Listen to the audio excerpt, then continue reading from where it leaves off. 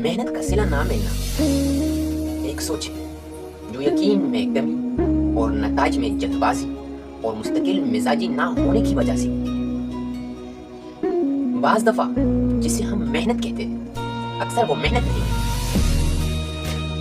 जहां दरवाजा होती है वहां रास्ता होता है। दीवार कभी रास्ता नहीं बनती।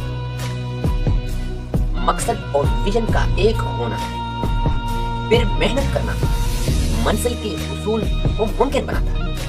वो कहा जाता है कि शानदार कामयाबी के लिए जरूरी है कि एक काम को भी 10,000 घंटे मुस्तकिल मिजाजी से किया जाए।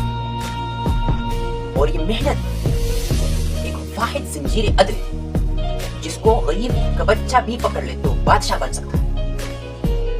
ये इंसान एक ऐसा मखलूक है जो कहानी से सीखता है, कहानी को समझता है, उससे सबक हासिल करता है।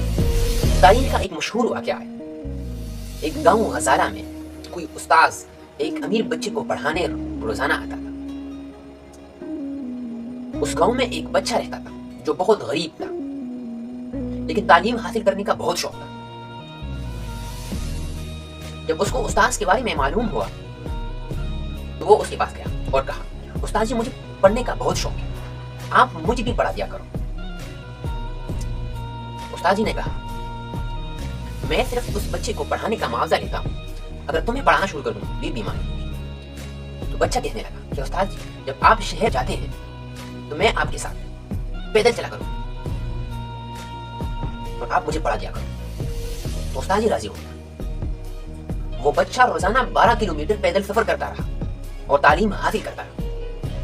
आज उस बच्चे को दुनिया हजरत इमाम गजाली के नाम से जानती है।